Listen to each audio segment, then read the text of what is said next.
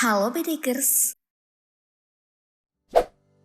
Nama Jenderal Andika Perkasa menjadi sosok yang sering diperbincangkan publik. Bukan hanya melalui karir militernya, melainkan kebaikan yang pernah dilakukan. Salah satunya kala yang menyumbangkan 39 ekor sapi untuk dikurbankan dan dibagikan kepada masyarakat. Bagaimana kelanjutan kisah ini? Mari kita bongkar.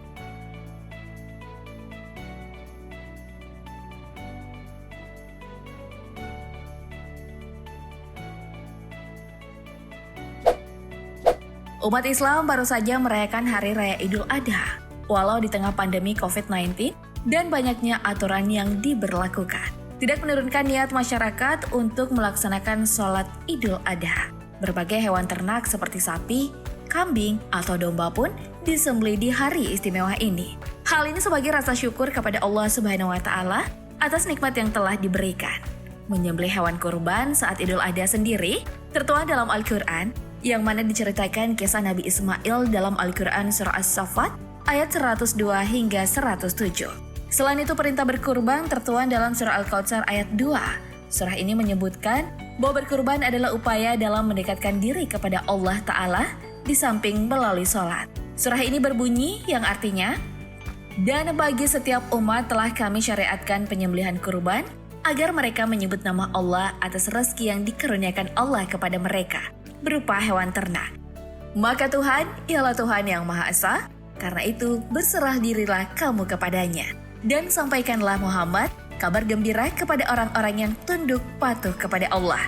Al-Quran Surah Al-Hajj ayat 34.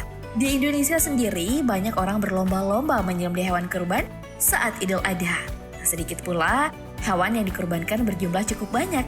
Presiden Joko Widodo misalnya sudah menjadi rutinitas tahunan melakukan kurban.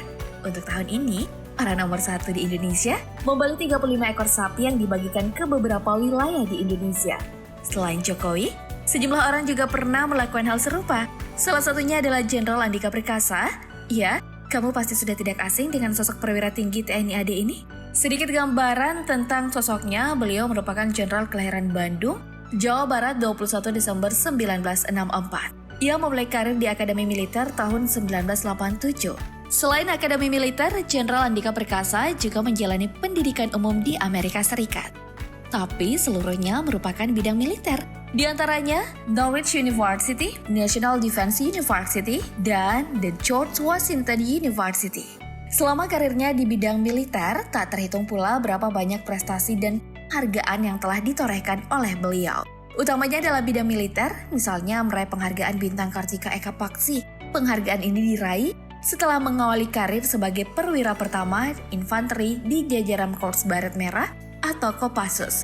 Ia tergabung dalam grup 2 para komando dan satuan 81 penanggulangan teror atau Gultor Kopassus selama 12 tahun. Selain itu, Jenderal berusia 56 tahun ini turut mendapatkan penghargaan Bintang Yuda Dharma.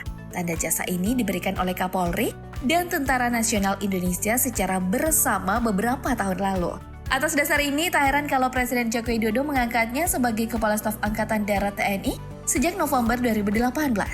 Namun, dengan banyaknya prestasi yang ditorehkan, tidak menurunkan niat seorang Jenderal Andika Pratama untuk berbuat kebaikan. Bagaimana tidak? Beliau pernah menyumbangkan puluhan sapi kepada masyarakat untuk dijadikan hewan kurban. Kisah ini terjadi pada Hari Raya Idul Adha 1441 Hijriah atau tahun 2020 lalu. Dari banyak sumber yang dikumpulkan, Jenderal Andika Pertama beserta keluarga membagikan total 39 ekor sapi. Hewan kurban ini dibagikan ke 3 tempat berbeda. Dari total sapi yang dibelinya, sebanyak 21 ekor disumbangkan kepada masyarakat di wilayah Luwu Utara, Sulawesi Selatan. Kala itu, salah satu wilayah di sana yakni Masamba diterjang banjir bandang yang mengakibatkan puluhan orang tewas dan sebagian lagi dinyatakan hilang.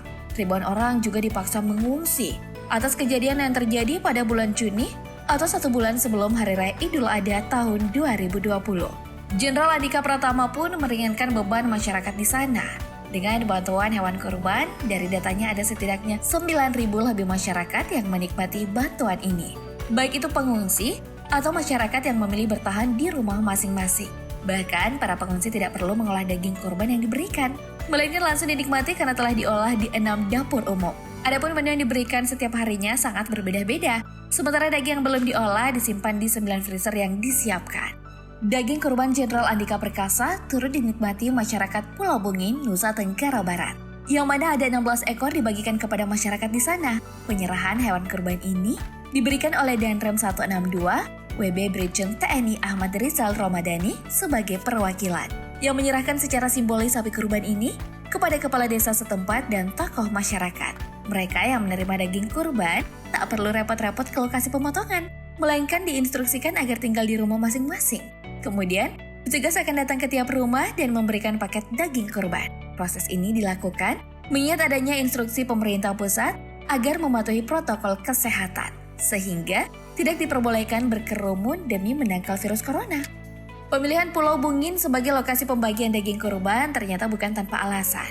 Sebab diketahui, sejak 5 tahun terakhir masyarakat di sana tak pernah mendapat daging hewan kurban. Padahal, Pulau Bungin sendiri merupakan salah satu daerah padat penduduk di NTB, yakni berada di angka 5.025 jiwa dari data yang diperoleh sejak tahun 2014. Dengan jumlah penduduk yang besar, pulau ini bahkan diklaim sebagai yang terpadat di dunia.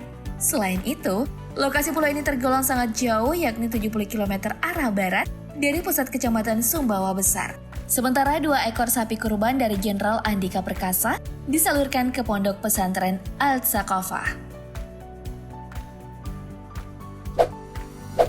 Dengan banyaknya jumlah sapi yang dikurbankan, berapa kira-kira budget yang harus dikeluarkan Jenderal Andika Perkasa beserta keluarga?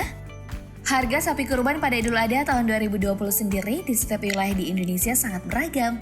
Sapi asal Pulau Jawa misalnya dengan berat 300-350 kg dibanderol dengan harga 14 juta sampai 24,5 juta rupiah. Jika sapi kurban yang dibeli Jenderal Andika Perkasa dengan bobot 300 kg dan harganya 14 juta, maka ia beserta keluarga harus mengeluarkan kocek sebesar 546 juta rupiah. Namun harga ini tidak sebanding dengan pahala yang akan didapatkan setelah melaksanakan kurban. Sebab salah satu hadis Rasulullah SAW mengatakan, tidak ada perbuatan yang paling disukai Allah pada hari raya haji selain berkurban. Sesungguhnya, orang yang berkurban akan datang pada hari kiamat dengan membawa tanduk, bulu, dan kuku binatang kurban itu. Dan sesungguhnya, darah kurban yang mengalir itu akan lebih cepat sampai kepada Allah daripada darah itu jatuh ke bumi. Maka sucikanlah dirimu dengan berkurban. Hadis riwayat Al-Tirmizi dan Ibnu Majah. Lalu bagaimana menurut kamu, Bedegers? Semoga kalian yang melaksanakan kurban mendapat pahala yang setimpal ya. Kalau belum, semoga tahun depan bisa terlaksana. Amin.